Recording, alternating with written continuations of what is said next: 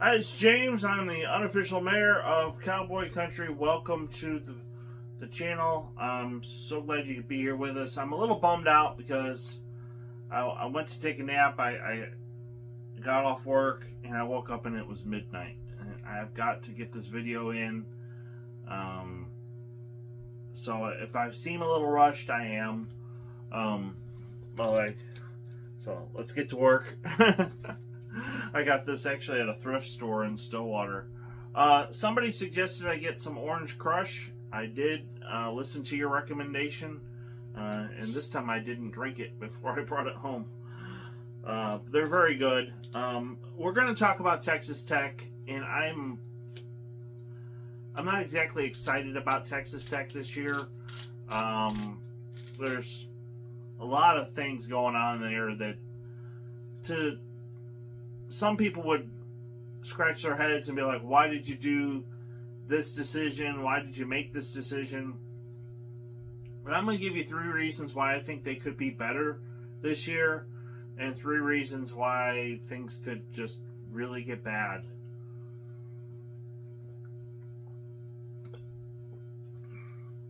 So, all right.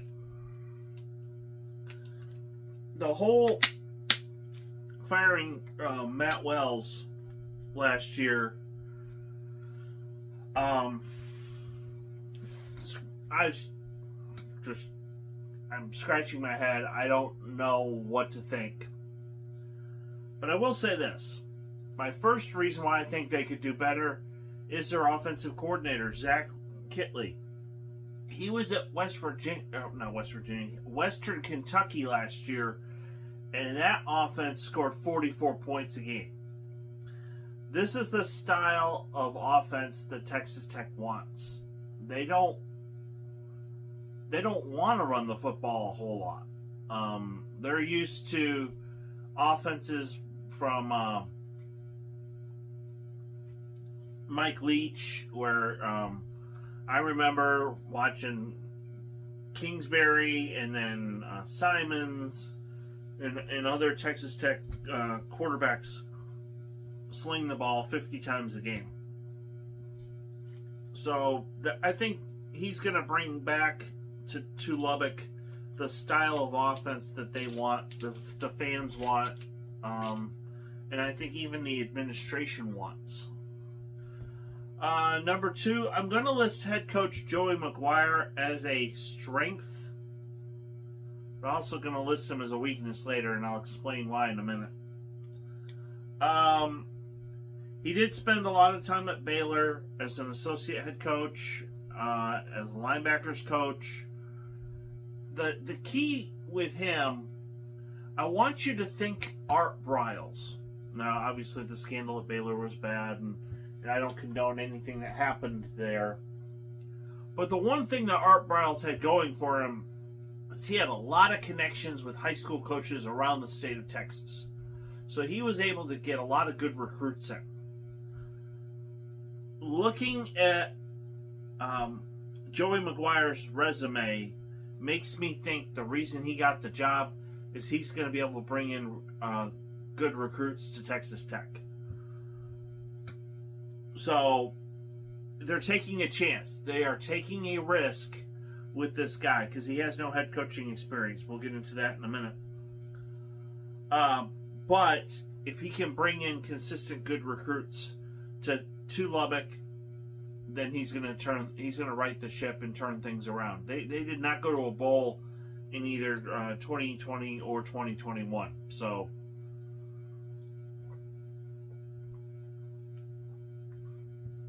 in my opinion, that's the real reason that Matt Wells got fired.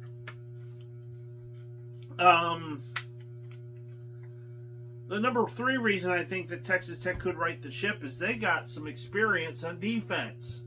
There's only 3 sophomores that are on the depth chart as far as starters. Most of the people that are going to start on that defense are juniors and seniors. That's going to help a lot.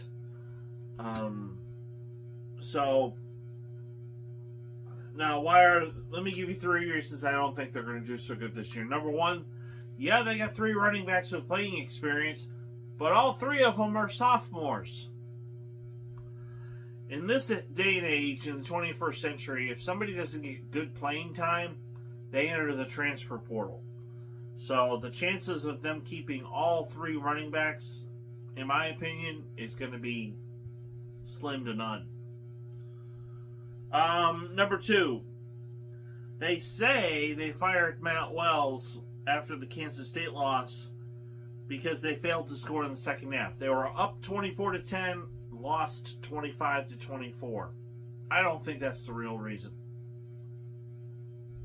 I think the real reason is because they didn't make a bowl game the last 2 years. This kind of instability is, to me, not a good sign. You need to pick somebody and go with them. This reeks of the chaos that's going on in Texas. They hire somebody, 3 years later, he's gone. They hire another person, 3 years later, he's gone. It's just, it's craziness. I mean, no, Charlie Strong did not ever lead them to a Big 12 title game. But there were a couple years there where they beat OU. He had some good teams. They lost some close matchups. They shouldn't have fired him. And then they shouldn't have fired Tom Herman either. So Texas Tech is following. It seems to be doing the same things that Texas is doing, and that's not a good thing. It's not. And my third reason why things could get worse, they hired a head coach with no head coaching experience. Now, granted, sometimes that could be a good thing.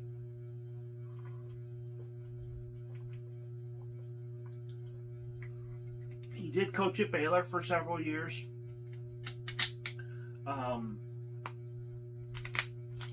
Coach Aranda at Baylor has got a winning program, and Dave Aranda's a proven winner now, and to get someone who's learned from him. I mean, look at Brett Venables. He was an associate head coach. He was an assistant head coach at OU, defensive coordinator. Went to Clemson, got some experience as a defensive coordinator there. Came back, so he learned a lot from Dabo Swinney. So the question here is, how much did Joey McGuire learn from Dave Aranda? If he learned a lot and he can translate that to success on the football field, then this is a good hire. If he can't, they're going to struggle. And quite frankly, I think they're going to struggle this year. If they're going to want to throw the ball around the yard a lot, they've got to get a solid quarterback to run that offense. And quite frankly, I don't even know who they have a quarterback. Let me look it up. According to the depth chart here, Tyler Show, 6'5", 225. He's a junior.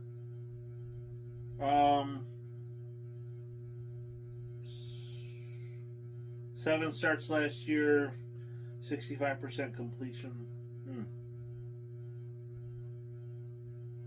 Interesting. That might actually be the guy that they need. Oh, okay. He transferred in from Oregon. Their top passer in 2020 hit the portal.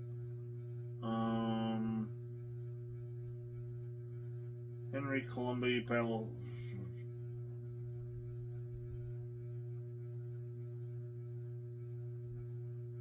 Freshman Donovan Smith helped them beat Iowa State, but he was only 9 for 29 against Oklahoma State. So basically what they're saying is that the quarterbacks that they have in Lubbock are dual threat quarterbacks. I think that could be a good thing. I don't think you want to be like Texas was a couple years ago, where your running back or your quarterback was your best runner. So, with all this chaos going on, they've got to settle things down and get some stability first. They got to figure out who the starting quarterback is going to be. They got to figure out who their starting running back is going to be. My problem is, it's weird that they hired Matt Wells from Utah State. Before I left Stillwater, I had been working some of the football games at Oklahoma State. And a lot of times when I went home, after the game was over, I would turn on the TV and I would end up watching a game with Utah State. And I liked what I saw. So when Texas Tech hired Matt Wells, I thought if they could bring that style of offense to Texas Tech, they're going to have some success. And I thought they would have success. But they had to get it was going to take some time for them to get their own players in.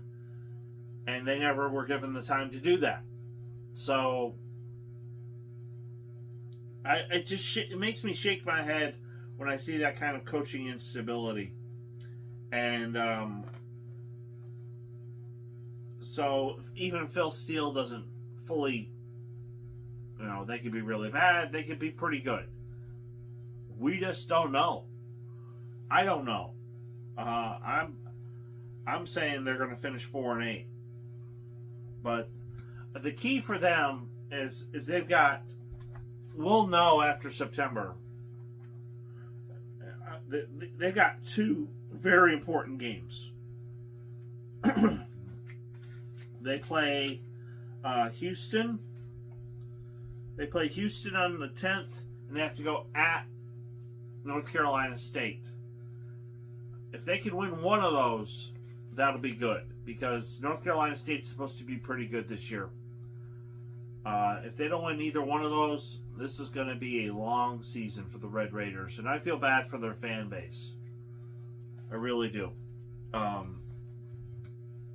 It's always been a nail. I remember a Texas Tech game when I was a student in the early 2000s,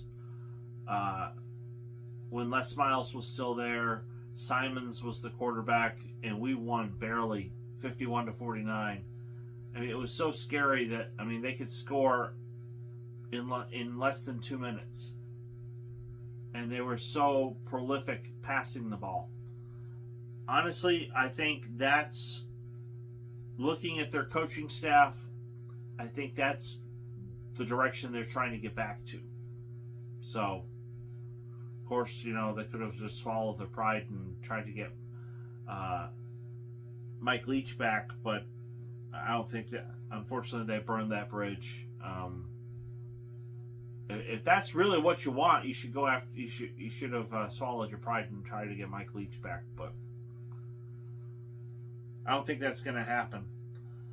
But tomorrow I'll do TCU, and I'll just tell you right now, I'm going to have to swallow my pride on this one. I thought TCU would be really bad this year, but when I found out that they hired Sonny Dykes,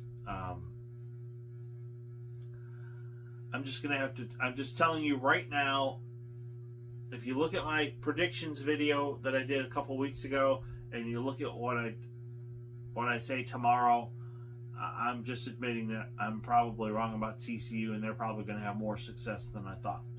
But anyway, thank you so much for watching. I really do appreciate you. I appreciate all my subscribers, and I hope you have a great day.